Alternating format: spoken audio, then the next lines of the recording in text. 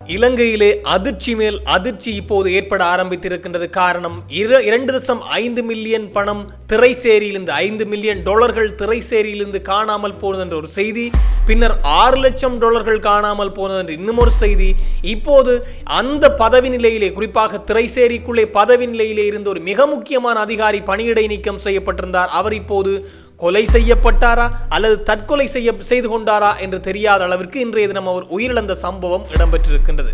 மேலும் மஹிந்த ராஜபக்சவுடைய மனைவியை இப்போது குற்றத்தடுப்பு விசாரணை பிரிவு நெருங்க ஆரம்பித்திருக்கின்றார்கள். குறிப்பாக டொரிங்டன் மாவட்டத்திலே அவர்களுக்கு சொந்தமான ஒரு வீடு இருக்கின்றது. இது மோசடியான முறையிலே பெறப்பட்ட வீடு, இது சார்ந்த எந்த ஆவணங்களும் சமர்ப்பிக்கப்படவில்லை என்ற அடிப்படையிலே மஹிந்தவனுடைய மனைவி சிரந்தி ராஜபக்சவையும் இப்போது குற்றத்தடுப்பு விசாரணை பிரிவு நெருங்க ஆரம்பித்திருக்கின்றது. இந்த விடயங்கள் பற்றித்தான் இந்த தொகுப்பினூடாக முழுமையாக பேச போகின்றோம். அன்புறவுகளில் ஒருக்குமே வணக்கம். இன்றைய தினம் ஒரு அதிர்ச்சி ஊட்டுகின்ற செய்தி, அதாவது சொற்ப நேரத்துக்கு முன்னர் தான் எல்லா ஊடகங்களிலும் இந்த செய்தி வெளியாகியிருந்தது. குறிப்பாக ரங்கா என்று சொல்லப்படுகின்ற ரங்க ராஜபக்ச உயிரிழந்திருக்கின்றாராம். யார் இந்த ரங்க ராஜபக்ச என்று பார்த்தால், இவர் தற்கொலை செய்து கொண்டாரா, அதாவது இவருடைய கழுத்திலே வெட்டுக்காயம் இருக்கின்றது, பக்கத்திலே கத்தி இருக்கின்றது, இவர் தற்கொலை செய்து கொண்டார் என்றும் ஒரு செய்தி, இன்னொரு புறம் இவர் கொலை செய்யப்பட்டார் என்றும் ஒரு செய்தி, அல்லது தற்கொலை செய்ய வைக்கப்பட்டாரா என்ற அடிப்படையிலும் தீவிர பேசுபொருளாக மாறுகிறது. அதற்கு முன்னர் யார் இந்த ரங்க ராஜபக்ச என்று பார்த்தால், இந்த திரைசேரியிலிருந்து $2.5 மில்லியன் காணாமல் போயிருந்தது. இது முன்னர் சொல்லப்பட்ட தகவல்.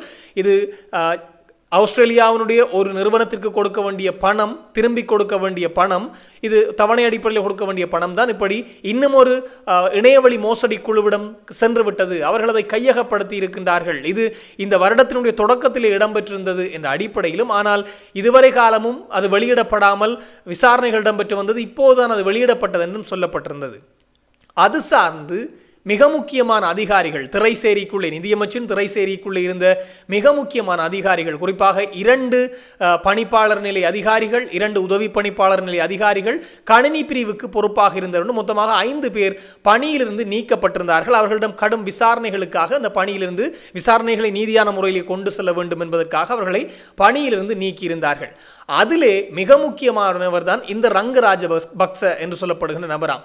இவர் குறிப்பாக வெளிநாட்டு வளங்கள் பிரிவுக்கு உதவி பணிப்பாளராக இருந்தார் என்று சொல்லப்படுகின்றது. இதுதான் மிக முக்கியமான பகுதி. அதாவது இந்த திரைசேரியிலிருந்து வாங்கப்பட்ட பணம், இலங்கை கடனாகவோ அல்லது ஏதோ ஒரு முறையிலே பெற்றுக்கொண்ட பணத்தை மீள கொடுக்கின்ற போது இந்த வளங்கள் பிரிவினூடாகத்தான் அந்த பணம் செல்லும், திரைசேரியினுடைய வெளிநாட்டு வளங்கள் பிரிவினூடாக. அதனுடைய உதவி பணிப்பாளராக இருந்தவர் தான் இந்த ரங்க ராஜபக்ச என்று சொல்லப்படுகின்ற நபர். இவரும் பணியிடை நீக்கம் செய்யப்பட்டிருந்தார். இவரிடமும் விசாரணைகள் மேற்கொள்வதற்கு தயாராகி வந்ததாம். சிஐடியிடமிருந்து 2 அல்லது 3 முறைகள் இவருக்கு அழைப்பு விடுக்கப்பட்டிருந்ததாம். இவர்கள் பணியிடை நீக்கம் செய்யப்பட்டு 1 வாரங்கள் தான் ஆகின்றது. அதற்குள்ளே 2-3 முறை அழைப்பு விடுக்கப்பட்டு விட்டது. ஆனால் இவர் செல்லவில்லை என்று சொல்லப்படுகின்றது. அப்படி இருக்கின்ற போதுதான் இன்றைய தினம் குளியாப்பிட்டிய பகுதியிலே உள்ள அவருடைய தோட்ட வீட்டிலே, அதாவது தோட்டக்காணிக்குள்ளே அவர் மர்மமான முறையிலே உயிரிழந்து கிடந்திருக்கின்றார். அவருடைய வீட்டிலிருந்து ஆளை காணவில்லை என்று தேடி சென்ற போதுதான் அவருக்கு அருகாமையில் ஒரு கத்தி கிடந்திருக்கின்றது, கழுத்திலே வெட்டுக்காயம் இருக்கின்றது, அவர் உயிரிழந்த நிலையிலே சடலமாக மீட்கப்பட்டிருக்கின்றார். இன்றைய தினம் இது ஒரு பெரும் அதிர்வலைகளை ஏற்படுத்தி இருக்கின்றது. காரணம், இந்த நபர் தான், ரங்க ராஜபக்ச என்று சொல்லப்படுகிற நபர் தான் இப்படி இடம்பெற்ற, இந்த திரைசேரிக்குள் இடம்பெற்ற மோசடி தொடர்பாக முதலிலே வாய் திறந்தாராம், அல்லது அதனை முதலாக வெளியே கொண்டு வந்தவர் இவர்தான் என்ற உண்மை இப்போது வெளிவர ஆரம்பித்திருக்கின்றது. ரங்க ராஜபக்ச தான். எனவே இவர் ஏன் 2-3 முறை குற்றத்தடுப்பு விசாரணை பிரிவு அழைப்பு விடுத்தும் அவர் அங்கே செல்லவில்லை? யாருடைய அச்சுறுத்தலும் இருந்ததா என்ற ஒரு கேள்வியும் எழுகின்றது. இவருடைய மரணம் இது தற்கொலையா, கொலையா, அல்லது தற்கொலை செய்ய வைக்கப்பட்டாரா என்ற அடிப்படையிலே இப்போது கடும் விவாத பொருளாக மாறியிருக்கிறது என்பதன் மிக முக்கியமான விடயம். மிக மிக முக்கியமான அதிகாரி, அதுவும் பொறுத்த நேரத்திலே அவராக தற்கொலை செய்து கொண்டாரா என்றால் அவர்களுக்குள்ளே ஏதோ ஒரு, அதாவது இந்த $2.5 மில்லியன் இந்த கைமாறிய விடயத்திலே இவருக்குள்ளே ஏதும் பிரச்சனை இருக்கின்றது. இதன் அடிப்படையிலே தான் அவர் குற்றத்தடுப்பு விசாரணை பிரிவுக்கு செல்லாமல் அவர் தவிர்த்து வந்தார். இப்போது தற்கொலை செய்து கொண்டார் என்ற ஒரு செய்தி. இன்னும் ஒரு பக்கம் இவர் தற்கொலை செய்ய வைக்கப்பட்டார் என்ற அடிப்படையிலும், குறிப்பாக மோசடி குழுவினரால் இவர் அச்சுறுத்தப்பட்டு இவர் தற்கொலை செய்ய வைக்கப்பட்டிருக்கலாம், விசாரணை விசாரணைக்கு செல்லாமல் தடுத்து வைக்கப்பட்டிருக்கலாம் என்று இன்னும் ஒரு செய்தி பரவுகின்றது. இன்னும் ஒரு செய்தி, அந்த மோசடி குழு இலங்கைக்குள்ளே தான் இருக்கின்றது, முன்னாள் ஆட்சியாளர்களாக கூட இருக்கலாம், அவர்களால் இவர் கொலை செய்யப்பட்டாரோ என்ற அடிப்படையில் இப்போது பெரும் விவாத பொருளாக மாறி இருக்கின்றது. இவருடைய கழுத்திலே வெட்டுக்காயங்கள் இருக்கின்றது என்பதுதான் பல தென்னிலங்கை ஊடகங்கள் வெளியிட்டிருக்கின்ற செய்தி. இவருக்கு அருகாமையிலே கத்தியும் மீட்கப்பட்டிருக்கின்றது. அதாவது இவர் தோட்டத்திற்கு வேலைக்கு சென்றார், அவருடைய வீட்டில் இருக்கின்ற பின்புறத்தில் இருக்கக்கூடிய தோட்டமாம், அதிலிருந்து ஆளினும் வரவில்லை என்று அவரை தேடி போன போது அவர் உயிரிழந்த நிலையிலே சடலமாக மீட்கப்பட்டிருக்கின்றார். இது ஒரு பெரும் செய்தி அல்லது பெரும் அதிர்வலைகளை இப்போது இலங்கையிலே ஏற்படுத்த ஆரம்பித்திருக்கின்றது. காரணம், இந்த அரசாங்கத்தை கவிழ்ப்பதற்கு என்ன கிடைக்கும் என்ற எதிர்க்கட்சிகள் மோப்பம் முடித்து திரிந்தார்கள். எதிர்க்கட்சிகளுக்கு கிடைத்த ஆயுதம் 2.5 மில்லியன் அமெரிக்க டாலர்கள் இந்த இணையவழி மோசடியாளர்களுடைய கைக்கு சென்ற விடயம் கிடைத்துவிட்டது. இதை மையமாக கொண்டு பல எதிரணியினர், இதிலே குறிப்பாக சஜித் பிரேமதாச தரப்பு மனோகணேசன் ஒன்றை சொல்லியிருந்தார், மிக விரைவில் ஆட்சி மாறப் போகின்றது, நான் அதனுடைய அமைச்சராக கூட வரலாம் என்று சொல்லியிருந்தார். இன்றைய தினம் பிரசன்ன ரணத்துங்க சொல்கின்றார், ஆட்சி மாற்றம் ஒன்று இடம்பெறப் போகின்றது இலங்கைக்குள்ளே, நாங்கள் ஆட்சியை பிடிக்கப் போகின்றோம் என்ற அடிப்படையில் பிரசன்ன ரணத்துங்க சொல்கின்றார். அதேபோன்று மஹிந்த ராஜபக்ச கடந்த 20ஆம் தேதி சொல்லியிருந்தார், இலங்கையில் ஒரு ஆட்சி மாற்றம் ஏற்பட போகின்றது, அதற்கான திட்டங்களை எல்லாம் நாங்கள் வரைந்து விட்டோம், மிக விரைவிலே அது இடம்பெறும் என்ற அடிப்படையில் நாங்கள் ஆட்சியை பிடிக்கப் போகின்றோம் என்று மஹிந்த சொல்லியிருந்தார். இவர்கள் சொல்வதை பார்த்து இப்போது வருகின்ற செய்திகளின் அடிப்படையிலே பார்த்தால் எதிர்க்கட்சிகள் எல்லாம் ஒன்று சேர்ந்து விட்டது. மஹிந்த தரப்பு, ரணில் தரப்பு, அதேபோல் சஜித் தரப்பு எல்லாம் ஒன்று சேர்ந்து ஏதோ ஒரு பெரும் திட்டத்தை, திலித் ஜெயவீரவும் அதற்குள்ளே இருக்கின்றார், விமல் வீரவம்ச, உதயகம்மன் வில தரப்பு எல்லோருமே சேர்ந்து ஒரு திட்டத்தை, பெரும் திட்டத்தை தீட்டி வருகின்றார்கள். அவர்களுக்கு கிடைத்த ஒரு மிக பெரும் ஆயுதம் இந்த அரசை தாக்குவதற்கு இந்த 2.5 மில்லியன் அமெரிக்க டாலர்கள் காணாமல் போன விடயம். நேற்றைய தினம் இன்னும் ஒரு குண்டை தூக்கி போட்டிருந்தார் நலிந்த ஜெயதிச, அமைச்சரவை பேச்சாளர் நலிந்த ஜெயதிச. அந்த 2.5 மில்லியன் அமெரிக்க டாலர்கள் மாத்திரமல்ல, அமெரிக்காவினுடைய தபால் சேவைக்கு இலங்கை தபால் திணைக்களத்தினால் கொடுக்க வேண்டிய 6 லட்சம் டாலர்களும் காணாமல் போயிருக்கின்றது. 6 லட்சம் தொடக்கம் 6,25,000 டாலர்கள் இலங்கை பணத்திற்கு கிட்டத்தட்ட 20 கோடி ரூபாய் வரையிலே காணாமல் போயிருக்கின்றது என்ற செய்தியையும் அவர் தெரிவித்திருந்தார். இன்னும் ஒரு புறம் பிரான்ஸ் நாட்டிற்கு கொடுக்க வேண்டிய சில ஆவணங்கள் அல்லது பிரான்ஸ் நாட்டிடமிருந்து வாங்கப்பட்ட சில கடன் தொகை சார்ந்த ஆவணங்களும் காணாமல் போயிருக்கின்ற செய்திகள் வந்து கொண்டிருக்கின்றது. இப்படி இருக்கின்ற போதுதான் இன்றைய தினம் இந்த மரணம் அல்லது இந்த மர்மமான மரணம் என்பது பெரும் அதிர்வலைகளை ஏற்படுத்தி இருக்கின்றது. இவர் தற்கொலை செய்து கொண்டால் இவர்களுக்குள்ளே ஏதோ உண்மை இருக்கின்றது என்பதுதான் உண்மையான விடயம். அல்லது இவர் தற்கொலை செய்ய வைக்கப்பட்டிருந்தால் இவர் ஏதோ ஒன்றுக்கு உடந்தையாக இருந்திருப்பார் என்பது மிக முக்கியமான விடயம். அல்லது இவர் கொலை செய்யப்பட்டிருந்தால் இவர் ஏதோ ஒன்றை வெளியே சொல்லக்கூடாது என்பதற்காக அந்த உரிய தரப்பு கொலை செய்திருக்கும் என்பதுதான் மிக முக்கியமான விடயம். இந்த மூன்றிலே ஏதோ ஒன்றுதான் இடம்பெற்றிருக்க வேண்டும். இப்போது விசாரணைகள் தீவிரப்படுத்தப்பட்டிருக்கின்றது. மேலும் ஒரு செய்தி என்று பார்க்கின்ற போது மஹிந்த ராஜபக்சவுடைய மனைவி சிரந்தி ராஜபக்சவுக்கு சொந்தமான வீடு ஒன்று தொடர்பான செய்திகள் இப்போது வெளிவர ஆரம்பித்திருக்கின்றதாம். அடிக்கடி இந்த செய்தி இப்போது தென்னிலங்கை ஊடகங்களை பார்க்க கிடைக்கின்றது. அதிலும் டொரிங்டன் மாவட்டத்திலே மஹிந்தவினுடைய மனைவி சிரந்தி ராஜபக்சவுடைய பெயரிலே ஒரு வீடு இருக்கின்றதாம்.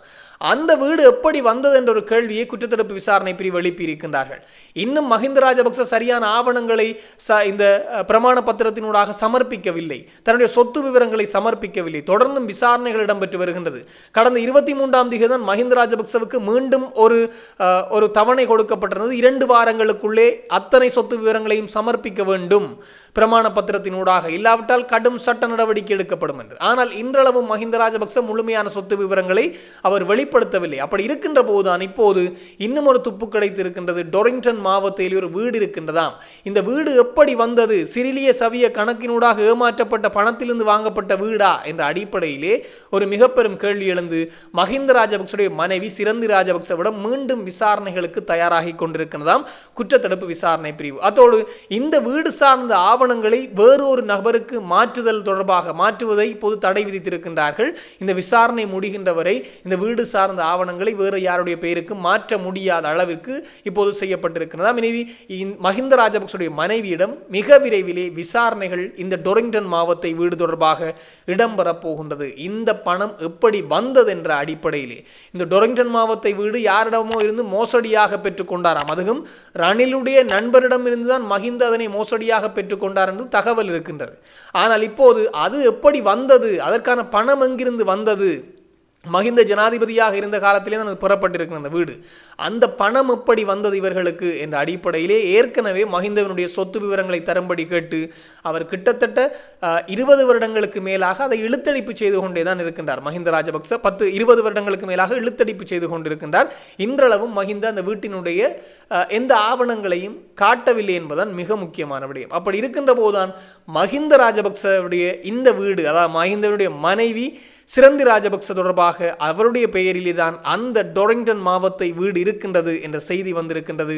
அது தொடர்பாகவும் விசாரணைகள் ஆரம்பிக்கப்பட இருப்பதாகவும் மிக விரைவிலே அவர் விசாரணைக்கு அழைக்கப்படலாம், ஒருவேளை கைதும் செய்யப்படலாம். விசாரணைக்கு அழைக்கப்பட்டு விசாரணையின் பின்னர் கைது செய்யப்படலாம் என்ற தகவல்களை இப்போது தென்னிலங்கை ஊடகத்திலே பார்க்க கிடைத்திருந்தது. எனவே இப்போது இலங்கையிலே மிக பெரும் திருப்பு முனைகள் அல்லது மிக பெரும் அதிர்வலைகள், அதிர்ச்சிகள் ஏற்படுகின்ற அளவுக்கு செய்திகள் வந்து கொண்டிருக்கின்றது. மிக முக்கியமாக இந்த அரசாங்க கவிழ்த்தல் என்ற விடயம், இந்த அரசு கவலப் போகின்றது என்பதுதான் அநேகமானவர்களுடைய வாயிலிருந்து வருகின்ற விடயம். அப்படி ஒரு குழு செய்திருந்தது, இந்த சுகீஸ்வர பண்டார குழு. அவர் கோட்டாபய ராஜபக்சனுடைய தனிப்பட்ட செயலாளராக ஆரம்ப காலத்தில் இருந்தவர். அவர் ஒரு 15 பேரை கூட்டி சென்று இந்த நிதியமைச்சனுடைய செயலாளருடைய வீட்டினுடைய கரசன சூரிய பெருமனுடைய வீட்டின் முன்பு போராட்டத்தை மேற்கொள்கின்ற போது அங்கு வந்த மக்கள் சாணியை கரைத்து அடித்திருந்தார்கள். அவர்கள் சொல்லி, இந்த விடயம் நாங்கள் கஷ்டப்பட்டு கொண்டு வந்த அரசாங்கம், உங்களை போன்றவர்களால் சும்மா கவிழ்க்க விட மாட்டோம் என்று கடும் தொனியில் எச்சரித்திருந்தார்கள் அங்கிருந்த பொதுமக்கள். இதனால் அடி வாங்கிவிட்டு ஓடி தப்பி இருந்தார்கள். ஜீப் மற்றும் ஆட்டோக்களே தப்பி ஓடி இருந்தார்கள் அந்த குழு. அப்படி இருக்கின்ற போது இந்த பிரசன்ன ரணதுங்க, மனோகணேசன், மஹிந்த ராஜபக்சவுடைய கருத்துக்களை பார்க்கின்ற போது ஒரு புதிய ஆட்சி மலரப் போகின்றதாம் இலங்கையிலே. பொறுத்திருந்து பார்ப்போம் என்ன நிகழப் போகின்றது என்பதை. இது தொடர்பாக இன்னும் பல தகவல்கள் வருகின்ற போது உடனுக்குடன் தெளிவுபடுத்த நானும் தயாராக இருக்கிறேன். இன்னும் ஒரு தொகுப்போடு சந்திக்கலாம். உங்களிடம் விடைபெறும் நான் என்றும் உங்கள் அன்பின் ஈழன். வணக்கம்.